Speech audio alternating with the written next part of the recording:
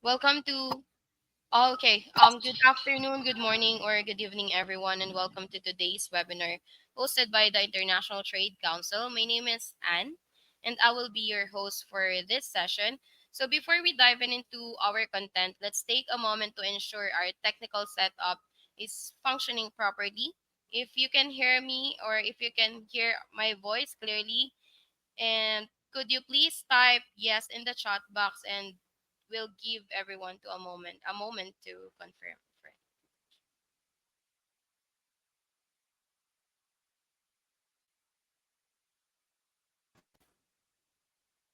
Okay, thank you for confirming everyone. So I'm excited to welcome you to today's session titled Achieving Growth Using IP or Intellectual Property as a Business Tool. Throughout this webinar, we'll be covering four key topics, which is number one is a foundational understanding of IP management. Number two is the impact of IP management on business growth and value, how to leverage specific type of IP to support your business strategy, and lastly, emerging business opportunities in the Caribbean. So we are honored to have with us our distinguished panel of speakers, Ms. Erica K. Smith, the Executive Director, Terita Kalu, the IP Attorney, Florence Louise Edward, the consultant, and Shivdi Singh of Intellect Management Service Incorporated. Each of our speakers brings a wealth of expertise and experience that we look forward to learning from. So, without further delay, I'll now turn the virtual stage to them. Good day. My name is Erica Smith. Thank you for joining our session. First, I'll start with an overview. So today we'll be looking at what is IMS, who is IMS. You'll have a short introduction to our team, and then we'll look at why does IP matter to your business. And as promised, we'll give you some information specific to the Caribbean market. So we'll look at IP-led opportunities in the Caribbean and the IP landscape in the Caribbean. After that, we'll have a short question and answer session. So I hope it will be a useful, educational session for you and that it will also be highly interactive. What today's session is not is a webinar on what is IP. So if you need to have more basic information on IP, you can check out the International Trade Council. They offer an extensive array of training courses, including an introduction to intellectual property. So IMS, Intellect Management Services, is a Barbados-based firm. Barbados is in the Eastern Caribbean, and IMS was established in 2012 and has a focus on IP strategy and management, business development, and specifically business development through the integration of intellectual property strategy in the business and export plan. And we also do IP valuation work. Our clients range from firms, individual firms, business support organizations, and international organizations. I am Erica Smith. I've worked in intellectual property management and strategy for over 20 years. My specific focus is on IP commercialization, IP strategy, IP management, as well as export development. I will now turn you over to Ms. Terita Kalu so she can give you a little introduction about herself. Hello, everyone. It is great to be speaking with you today. My name is Teresa Kalu, and I'm an intellectual property attorney at law based in Trinidad and Tobago. Through my IP firm, I assist both local and international clients with IP protection, IP enforcement, and IP litigation. Additionally, I work with IMS to assist firms both regionally and internationally to not just protect their IP, but to appropriate returns from their IP through implementation of IP strategies, IP audits, and by utilizing various IP tools that we'll discuss in more detail later in this presentation. Thank you, and I now pass you on to Florence. Thank you, Terita. Good day, everyone. My name is Florence Louis-Edouard. I work as a consultant with IMS. My expertise lies mainly in trade and export development. I work closely with stakeholders to identify opportunities for exports and market access. I'm passionate about supporting businesses in achieving their export goals, and I am very happy to be here to present today. Thank you. Shivdi? Thanks, Florence. I'm sharing my screen and I can't see anyone, but can you see my slide with my name, Shivdi Singh, in front of you right now? Can you guys see the correct slide with Shivdi Singh on it? I'm not sure, Shifty, but I guess you can continue. Okay. Well, thanks everyone. My name is Shivdi Singh. I'm a private sector development professional. My expertise is in local economic development strategies, with also focus on value chain promotion, specifically for export access, access to specifically the UK and EU markets. I also have expertise in sustainability due diligence, with a focus on agricultural supply chains, and some of that has been around business and human rights and being able to ensure risk mitigation in supply chains, specifically for access to the EU market. Most recently, I've been working with business support organizations to influence and shape increased access to inclusive trade. And I'll hand back over to Erica for the next slide. Okay, so another colleague was unable to join us today, but part of our group includes Legal Leaders, which is a Spanish-based firm, law firm, and it also has an associate in Italy. They offer specialized services in intellectual property, labor law, taxation, commercial, and many other areas. And the role they play is really to help assist with market entry into the European Union. So in terms of our ability to help you enter the European market, Legal Leaders supports that service. Okay, so now we will get into the heart of the matter, and we will start. Erica, Yes. sorry to interrupt. The participants are saying they're not seeing the slides. So I think we need to rectify that. All right, one moment, please.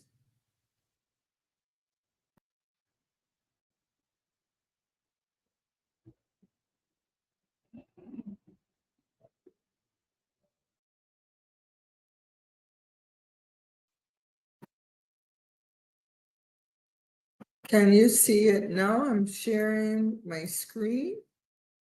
Are you able to see it on my screen?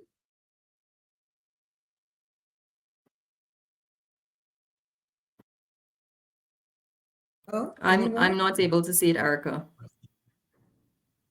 All right, well, I'm not sure what the problem is. I'm sharing just as you were, but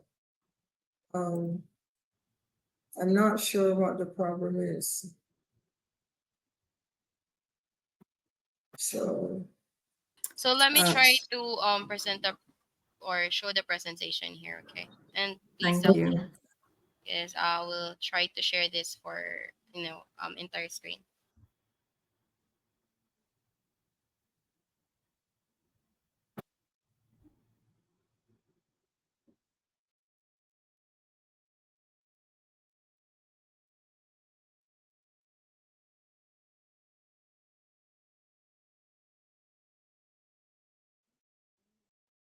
So Lady Ann, can you take us to slide 9, please?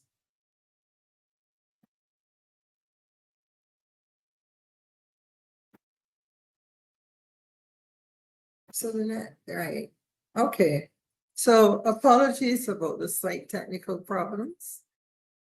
I will now start the substantive part of the presentation. Why does intellectual property or IP matter to your business? First, we have to appreciate that intellectual property is a business tool, and it's applicable to all types of businesses, large or small, whether you're located in the developed or developing world.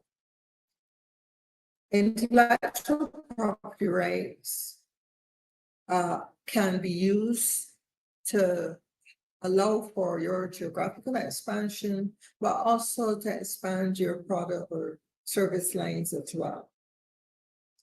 You can change the slide. These rights, intellectual property rights, are just that, property.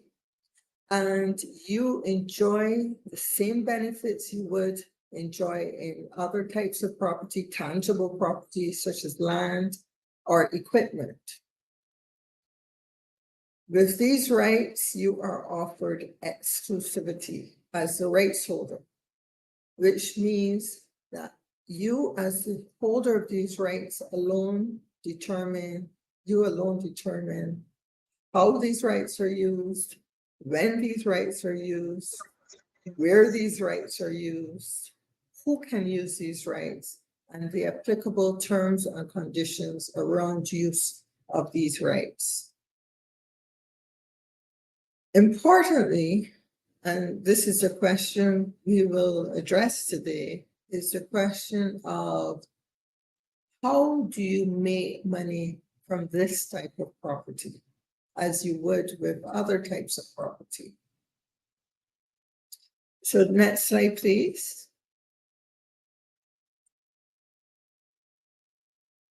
You have to think of IP rights in a strategic manner.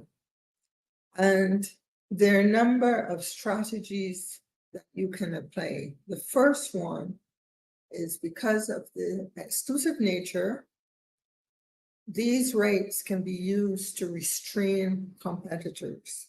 You can use them to create a fence and to keep others out of your part of the market, at least for the duration of protection. So because they're exclusive in nature, because others cannot exploit these rights without your authorization, you can effectively use them as a fence to keep out competitors and therefore limit competitive rivalry. If competitors want to enter the market without infringing the rights of the intellectual property holder, they will have to invest resources in working around the protected invention. As a result, the rights holder will benefit from what is known as lead time, the time it will take competitors to work around your invention without infringing and enter the market. So another strategic use of IP is to create lead time. When you have an intellectual property protected invention or creation or content, your ability to limit competitors also means you are able to create scarcity in the market. And hence, you're then able to implement a pricing strategy based on premium pricing. So insofar as you are under the period of protection, you can benefit from premium pricing. The rights themselves can be monetized. And we hear often about IP licensing, and a popular form of licensing, of course, is franchising. So this is where you actually make money directly from the rights. It's property, so you can sell it, you can give it away if you want, or you can license it. You can also, in many jurisdictions, use IP as a form, or IP rights as a form of collateral to support financing. Again, just as you would with tangible property. Very importantly, you can use your intellectual property to support brand development. The most obvious example would be through the use of a trademark. And your trademark is the thing used in business to identify the source of products or services offered by a particular entity. And of course, when you think of branding, the most obvious thing is that you have to know the product you're talking about. And this is usually achieved first and foremost through trademark protection. So by having a protected trademark or series of trademarks, you are able to start really building and investing in brand development. And I'll give some examples a little later on. What we're talking about is using IP rights to achieve a sustained competitive advantage. All businesses aim to create a competitive advantage, or ought to. But this type of advantage can only be maintained for a limited period of time. Your ability to apply your IP rights to protect whatever it is that you as a business rely on for this competitive advantage, such as your brand or your innovations, will facilitate the sustaining of that competitive advantage for a longer period of time, at least for the period of duration of the intellectual property right. Far too often, we think of intellectual property rights in terms of our ability to use those rights to take action against infringers. This is a very limited perspective of IP, and as a result, people treat it as a nuisance cost, a necessary cost, but a nuisance cost nonetheless, because they're not connecting the ownership of IP with the generation of revenue. IP has the potential to offer far greater value if it is used strategically. So let's think about this. Rather than first scanning the market, gathering market intelligence and business intelligence, many companies will first start with their R&D and innovation. The strategic scanning of the market should include, for example, reviewing patent applications and patent grants. Why? Because it's through these documents that you gain information about what your competitors are planning to do or are already doing. You get a sense of the direction the industry is going to go in. Unfortunately, IP is only considered after the work is done. And then many companies will find they have to rebrand or to start over, because by the time they've finished and started to think about IP, they realize, hey, I can't use the trademark I was planning to, or what I thought was really innovative, in fact, is no longer state of the art based on what competitors are obtaining patents for. Sorry, Lady Ann, can you change the screen, please? So next, I will speak a bit on some examples, looking at specific forms of IP. Can you change the screen, please? Thank you.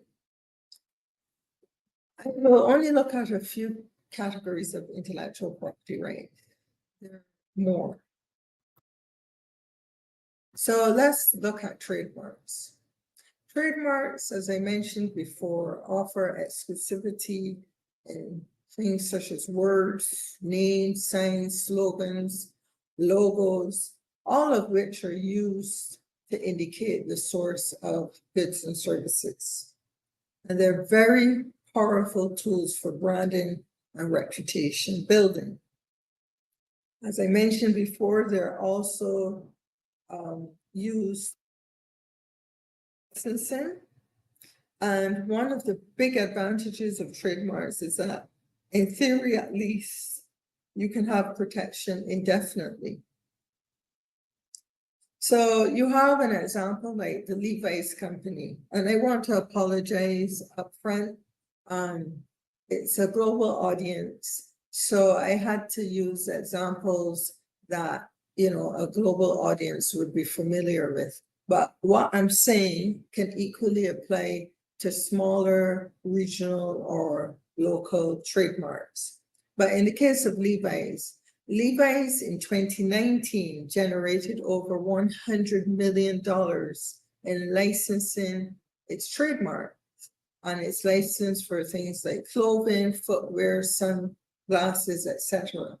So by building a strong reputation, a strong brand around its trademarks, Levi is then able to license that trademark and generate substantial revenue.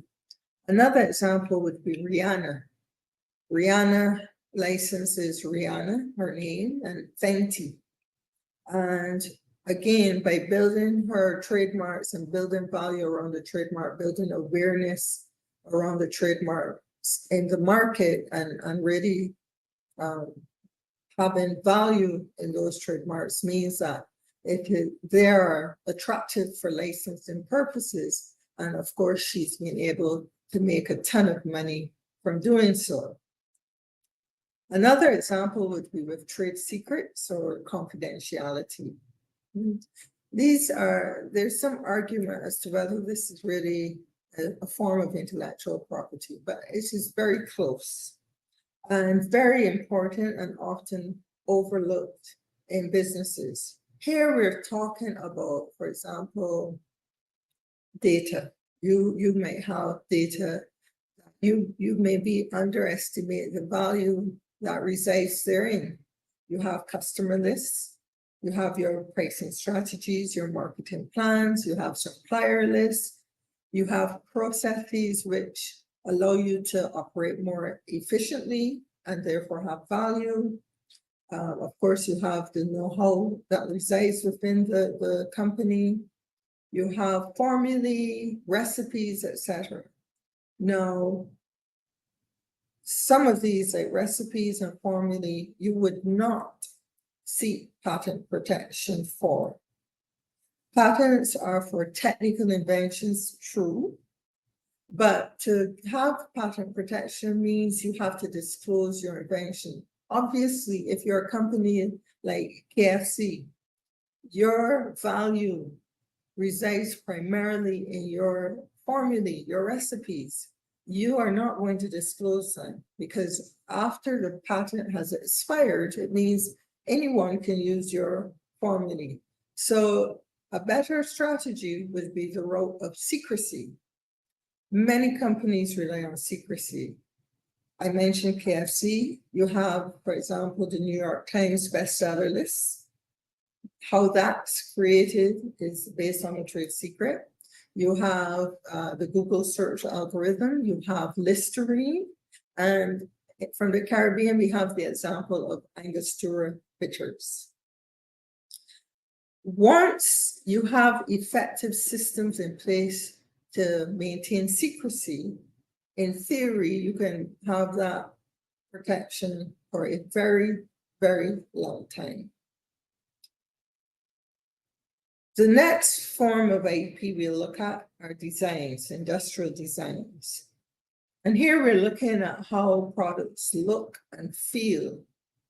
And this form of IP protection has become extremely important in recent years because consumers are paying more attention to the look and feel of products. And we have the example of Samsung. So for those of you who are old enough, you may remember Samsung started as a company that would imitate competitors. They would offer cheap imitation products.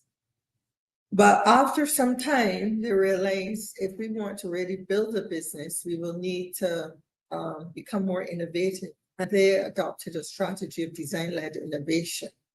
And of course, we see the result of that, where Samsung is now considered a premium product and is able to offer or to demand premium pricing.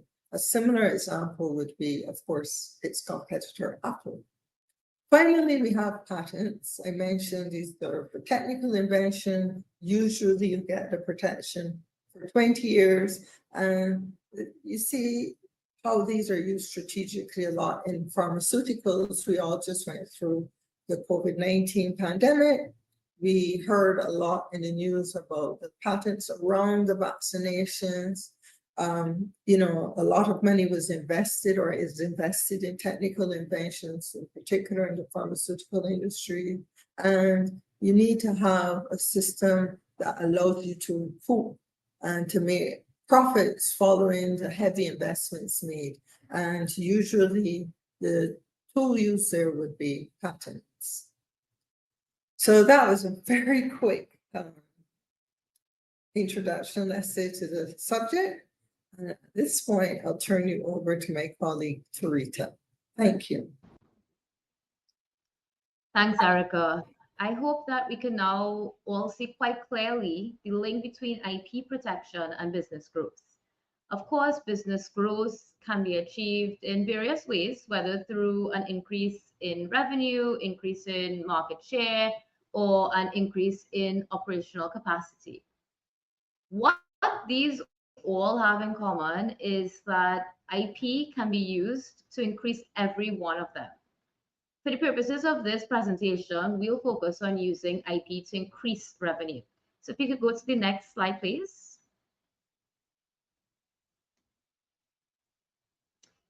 Yes, so the business model of a company determines the value proposition of it.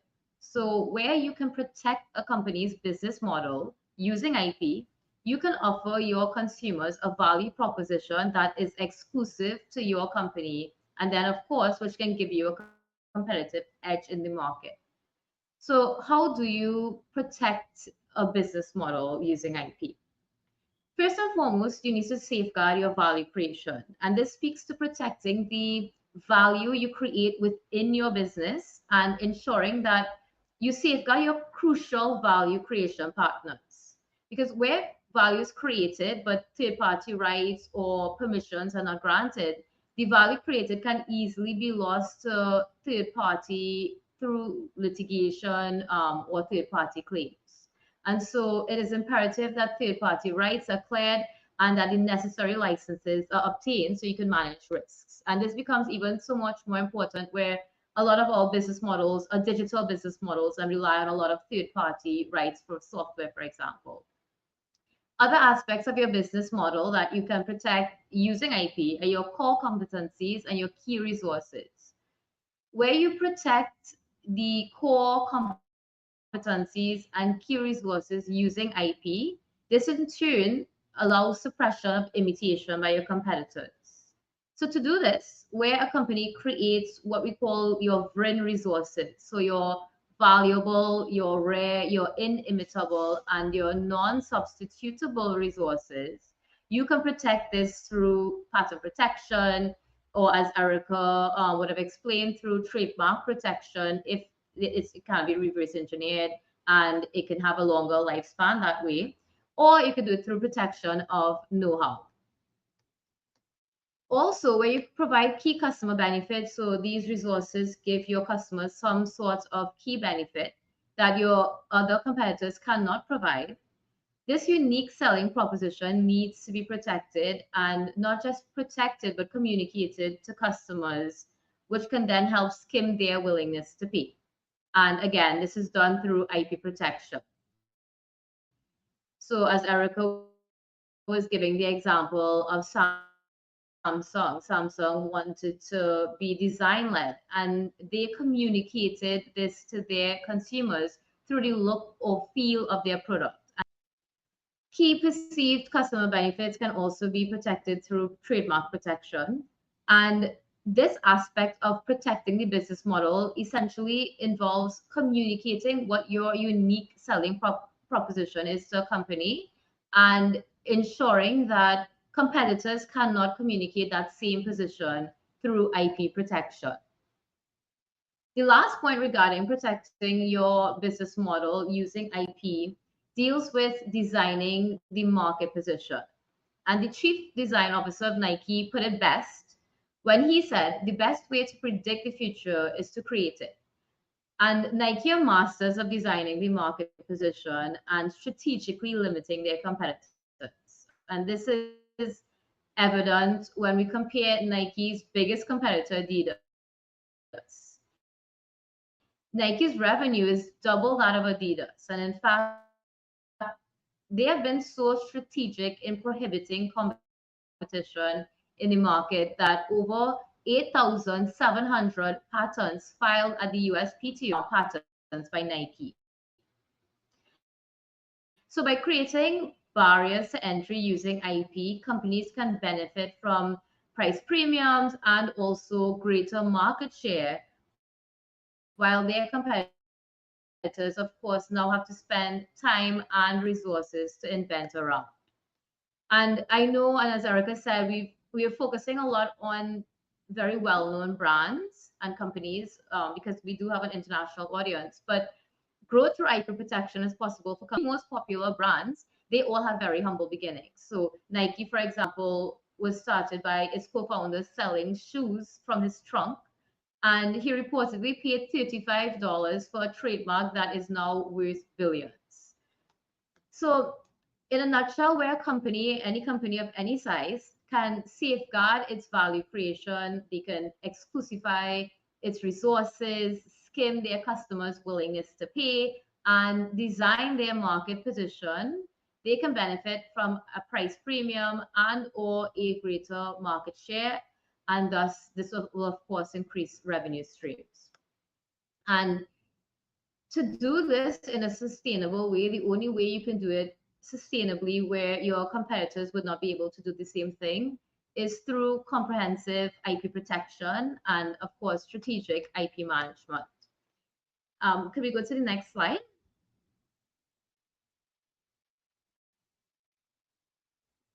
So while it is clear to see how having a comprehensive IP strategy could help to increase revenue, we understand how difficult it is for companies to focus on this aspect of their business when you look at your day-to-day financials, you look at your balance sheet, and there's nothing there to indicate your what IP you have, how it's performing, and things like that.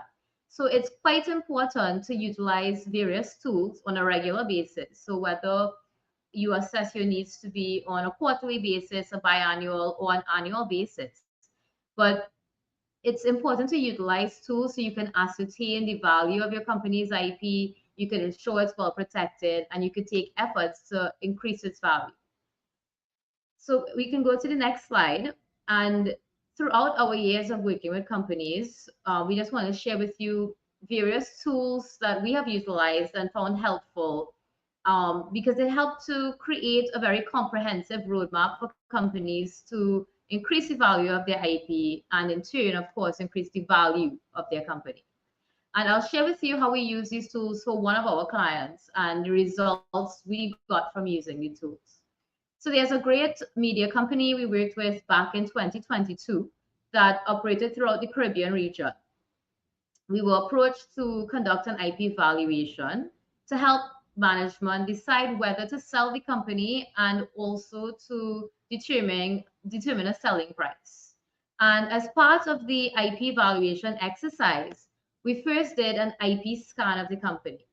And this essentially allowed us to very quickly and very easily identify various IP assets subsisting in the company.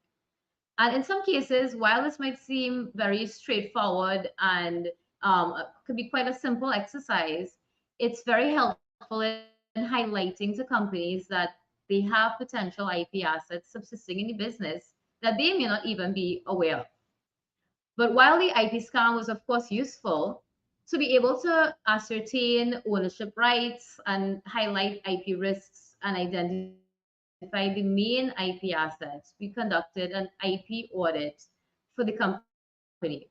And the results of the IP audit highlighted key IP assets that the company had. Also revealed that certain IP was created for the company, but the key documentation that they would have needed to assert IP ownership and limit their third-party actions was not there.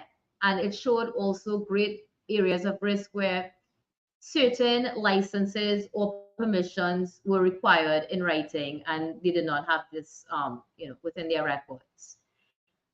It also importantly, it also revealed ways in which internal systems within the company could be improved to safeguard trade secrets and know-how within the company. And this was particularly important because this company did have a lot of know-how and trade secrets that would be valuable to the company if they were able to protect it and safeguard it. Another very useful tool we used with this company was a brand strength analysis. And because when we conducted the IP audit, the audit revealed the company's brand was actually its most valuable IP asset. And the brand strength analysis was used to determine where the company's brand stood against its main competitors. And it allowed the company to compare its brand investment, its brand equity, and also its brand performance with its biggest competitors. In this particular exercise, there were favorable results for our clients against their competitors. But while their brand appeared stronger than its competitors, what was important coming out of this particular exercise was to see key areas where they could improve to create an even better market position against their competitors. And the last tool I wanted to highlight, which we used with this client, was the IP risk analysis tool. The value of IP, when you calculate and when you look at the value, it is directly influenced by the level of risk within the company, and particularly IP related risks. So this is usually quite a very quick way to improve the value of IP within a company. So for this exercise, we identified various risk factors the company were likely to face. And based on the data available, we ranked the level of risk. So whether it would have been high, medium, or low risk. And it highlighted to the client not just what risks were identified, but the ranking of the risks showed which risks needed to be mitigated first. And the combination of all of these tools allowed us to provide the company with a roadmap to increase its value in IP. So in 2024, this year, a little over a year since we conducted the valuation report, the company is now in a much stronger financial position and is no longer interested in selling the company, but rather in attracting investors. And they have actually implemented different recommendations coming from the valuation report. And now they're actually in a stronger position, and they have a much more protected business model as well as healthier financials that they can now negotiate with and also can attract investors with. We'll go to the next slide, please. So when we look at the top S&P 500 companies, it is clear that over the years, the value has shifted. The most valuable assets of companies are now their intangible assets. And while their physical assets continue to grow, they do so only incrementally as opposed to their intangible assets, which have been increasing exponentially over the years. Could we go to the next slide, please? So we want to switch focus a bit now from increasing revenue using IP to speak about other ways in which IP can be used for growth. As our team is mostly based here in the Caribbean, we wanted to use the Caribbean as an example of opportunities for growth using IP and in the context of a developing country. Because while IP is protected zealously and it's managed properly, or more so in developed countries, many times less attention is paid to it in developing countries, as it is seen as a frill, or as a cost, as Erica had said, as opposed to a key component for business growth. However, as my colleague Florence will highlight shortly, the Caribbean region and a lot of developing countries as well have the IP infrastructure that is needed to properly protect and exploit your IP assets. So if you could go to the next slide, we just wanted to show some opportunities in the Caribbean market where IP can be used to expand into these markets. So, as you know, tourism is the main industry in most Caribbean islands, and IP can play a significant role in not just giving the company a competitive edge, but by enabling the company to expand into new territories. As an example of we can give the example of, if you have a tour company. So we want to give a more realistic, small business example.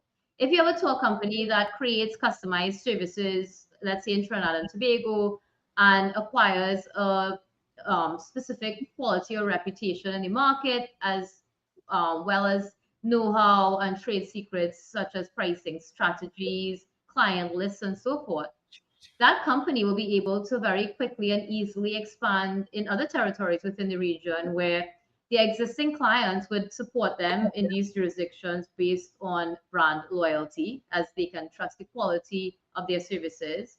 And also, they would have a competitive edge in the market from their know how and trade secrets. And the beauty of IP is that it can be used in many different ways to protect and grow your business. So, in terms of agro processing, for example, it brings a host of opportunities to companies to increase competitiveness using IP. So, certification marks for Blue Mountain Coffee from Jamaica and geographical indications such as Jamaica Jerk, also from Jamaica, are good examples of how IP can be used. Trademarks can, of course, be used along with these marks to add even higher price premiums.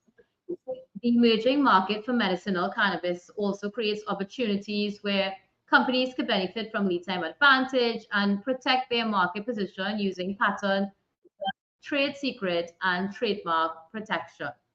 And while we do not touch on these types of intellectual property today, there are also new plant variety protection and also geographical indications that could be useful for companies in the business growth. Of course, as we would have business growth, and there are many said to achieve and also market conditions that are needed to support this growth. So I'll now hand you over to our trade expert, Florence, who will touch a bit on IP from a trade perspective. Thank you. Thank you. Thank you very much, Terita. Now, we just heard from Terita about some of the key sectors that are really of particular importance for the Caribbean. So, I would really like to take a few moments to focus on why the Caribbean market presents a unique opportunity. So, from an expert and an export perspective, we can say that the Caribbean is a promising region for IP led businesses. For example, the creative industries such as music, film, fashion, and digital media really thrive in the region, and it's really making the region a hub for content creation. So, we all know that IP protection plays a crucial role in monetizing creative works. So, really, across the board, from all the sectors that we mentioned earlier, businesses in these sectors are really becoming more adept at managing IP in order to compete internationally. And if we could go to the next slide, please. And what we notice is that these sectors are really supported by a robust environment to develop those IP-led businesses. So we know that the Caribbean region benefits from a well-educated workforce, and this is really essential for driven IP businesses. There is also a network of double taxation treaties and strong bilateral investment agreements in the region. So these frameworks really ensure that businesses can operate more efficiently in the context of cross-border trade. And then many Caribbean countries also offer investment incentives to support IP-driven industries. And there are also trade agreements such as the EPA, the Economic Partnership Agreement, with both the UK and the EU that specifically include provisions on intellectual property. So in addition to that, the Caribbean also boasts of modern IP legislation that are all aligned with some of the international conventions, such as the TRIPS, and this really ensures that those IP-driven sectors are well supported. Now you can therefore see that all these factors, from the trade provisions to the investments incentives, really make the Caribbean ideal hub for businesses that are seeking to expand their market reach and take advantage of IP-led opportunities. And next slide, please. This is why at IMS we are really cognizant of those treaties and those different tools that are made available from the trade provisions to the incentives. And in fact, we use those tools when we assist companies with their strategies, market entry, for market growth and expansion, as well as market retention. So for us, by focusing on those three areas, entry, growth and expansion, and retention, we ensure that our clients can really navigate through international markets with confidence, but also that they continuously expand their global footprint. So I will now turn you over to Shivdi, who will tell you more about how IMS can assist you. Thank you.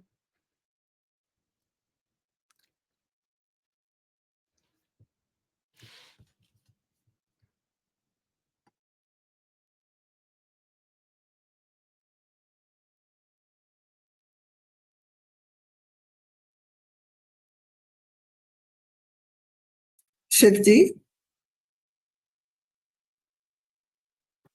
Okay, maybe we lost Shifty. So, Anne, can you just change the slide and I'll do the wrap up, please? Right. So as I mentioned at the start, we met today our core team. We also have a firm in Spain with an office in Italy that works with us to facilitate market entry in the EU. And we work in 4 languages: English, Spanish, French, and Italian. Let's see if Shifty's there. Shifty? Okay. So we spoke a lot about the use of... Hello, can you hear me? Yes. Erica, can you hear me? Yes. Okay, perfect. Well, for some reason you weren't hearing me before, but I was talking for the whole time. Okay, well, I'll just wrap up really quickly so that we can open the floor to question and answers. But just a quick one on across the range of services that IMS offers, we wanted to also highlight that IP is one of several business tools that IMS offers expertise in. And one other aspect of that includes how we look at the nexus of IP as well as certification, or let's say, compliance with environmental and social standards. So another aspect of the area that we're looking at is supply chain due diligence, and how we offer firms and business support organizations support for access to markets, specifically around sustainability requirements. And we can just wrap up and go to the next slide, just to quickly recap on how IMS offers this service and our process. So we go through a needs assessment with engaging clients, understanding their preliminary needs, tailoring that proposal to what is needed, and ensuring that there's a kind of clear understanding of timeline and plan, and meeting with the team to ensure that the plan is finalized, and that there's general understanding across what the deliverables are. And there's also the option for aftercare afterwards, after the delivery of the outputs and the services provided, to ensure that the expected outcomes have been met. So that's a quick conclusion on IMS services, and I'll hand over to the rest of the team and open the floor to question and answer. Thank you. So thank you very much for joining us. We had a few technical issues. I hope it was useful. We are happy to respond to any questions. Please note on the IMS website, there's a free scan. So you can start that assessment process with a free scan, and we'll give you some complimentary feedback. But over to you, Lady Anne. Hello, can you hear me? Yes, yes.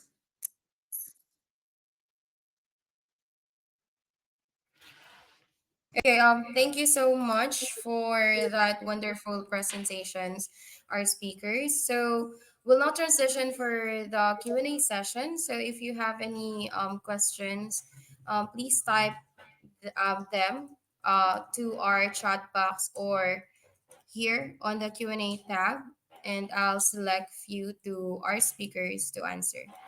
So, but before that, before we conclude, I'd like to share also a few important announcement for everyone. So, today's session has been recorded and will be available on the IPC YouTube channel for future viewing. Or if you wanted to, or if you wish to watch it again, we will be uploading this session to the IPC YouTube channel. And aside from that, all of the non-members here or not yet a member of the IPC, this today attendance are eligible, or your attendance are eligible for a complimentary ITC membership. So please don't miss this opportunity to become part of our global network. And lastly, all of the participants will receive a certificate of participation. Please expect an email with further details in the coming days. So let me check if there's any questions from our attendees right now.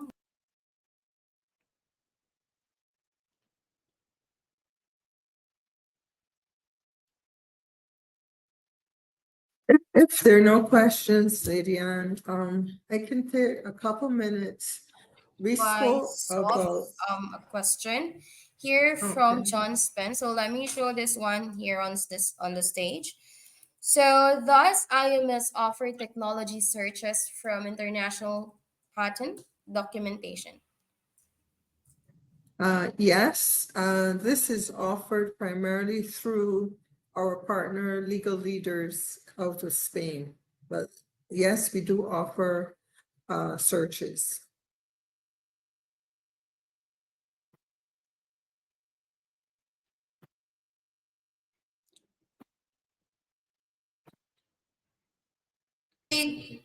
Thank you so much. We still following questions and license negotiations. Yes, we offer license negotiations. And also you should note, although you met the core team, we offer a global network so that we're able to assist clients globally.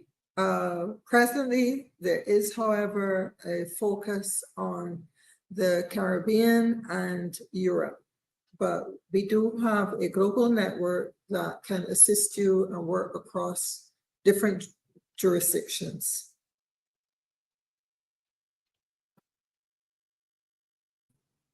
Thank you so much. So let me check if there's any questions from our audience right now. So we still have 6 minutes. If ever that you still have a questions, the stage is still open for all of your questions to be answered. But before that, do you have any final thoughts or remarks that you would like to share before we close this? So I just wanted to add that today we looked primarily from a firm perspective. We do also look at the national perspective as well and institutional building. And I'm not sure who's on the webinar, but I remembered seeing, for example, someone registered from Ghana. And if we're looking at IP and achieving growth from a national perspective, when I saw that registration from Ghana, I thought a lot about, For example, their yam industry. So Ghana is known globally for its yams, and I was told they're very specific, very special products. But when I investigated a bit, I noted that there appears to be no real branding effort around Ghanaian yams, which is a major export. And whilst we spoke a lot about trademarks, Tarita mentioned in passing geographical indications. And so, in terms of looking at business development at a national level, using the example of Ghanaian yams, what came to mind was it's a perfect opportunity to build out a geographical indication project. Geographical indications as a form of IP support brand development in similar way to trademarks, but GIs focus on the qualities products have because of their particular area where they come from. So like champagne or whiskey from Scotland, Scotch whiskey. In this case, I thought of maybe Ghanaian yams and the specific qualities they have because they're from Ghana, the opportunities as well to use that to support rural development and to really take Ghanaian yams from being just a mere commodity to being a more premium product and also to look at byproducts. I was once told of I think yash browns instead of hash browns being made from yams and all the different byproducts. So whilst we did focus on IP and achieving growth from a firm perspective, I just wanted to say that there are also many opportunities to use IP to support national industry development and of course economic development as well. Thank you. Thank you so much. So for the other speaker, do you want to share do you want to share any final thoughts with our audience?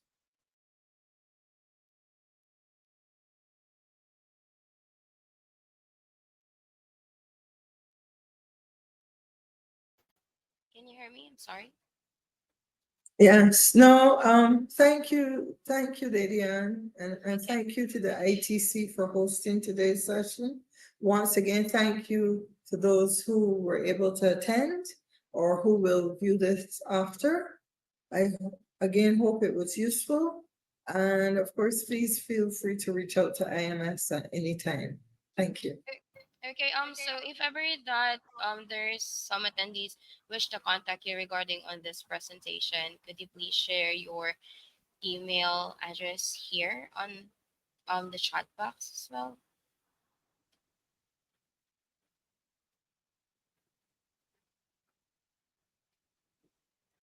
Yeah, sure, we'll do that. I think Erica is doing that right now.